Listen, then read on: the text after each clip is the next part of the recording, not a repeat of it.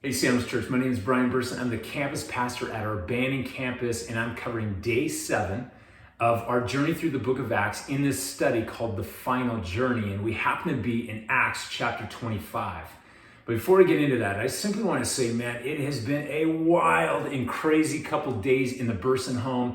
Man, we have been dealing with these Ukaipa wildfires, and so we are just right now outside the boundaries of the evacuation center. So we're packed up and ready to go at a moment's notice if that happens. We've been helping family members pack up their homes as well, and also been trailering horses to try to bring them into safety for people in the area. And so it's just been a chaotic couple days.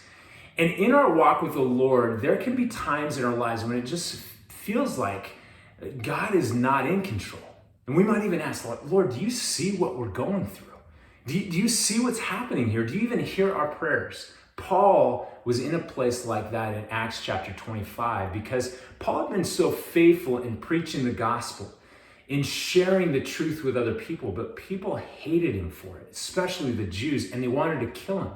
And they would claim all sorts of things about him that weren't true in order for him to be imprisoned or eventually killed.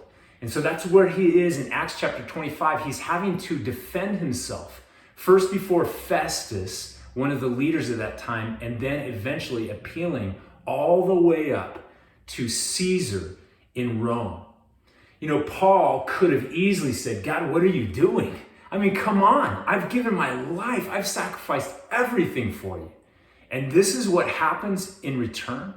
But Paul didn't do that. Paul knew to trust in God and in his sovereignty. And in fact, Paul wrote in 1 Corinthians 10:13, no temptation has seized us except what is common to man. God is faithful.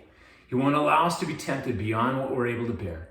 But when we're tempted, he'll provide a way of escape so that we can bear up under it. Paul trusted in the sovereignty of God. He knew ultimately that God was in control and that he had Paul's best interest at heart. Paul also wrote Romans 8:28, all things are working together for good to those who love God, to those who are called according to his purpose. When you feel like things are out of control, things are going from disrupted to chaos, remember, when you're tempted to believe that God is losing control or maybe doesn't see what's going on, believe deep in your heart in the sovereign control and the blessing of God, that he has your best interest at heart. And he's going to lead you to the place of escape, or he's going to lead you to the place that you're going to realize what he's doing in and through all of this.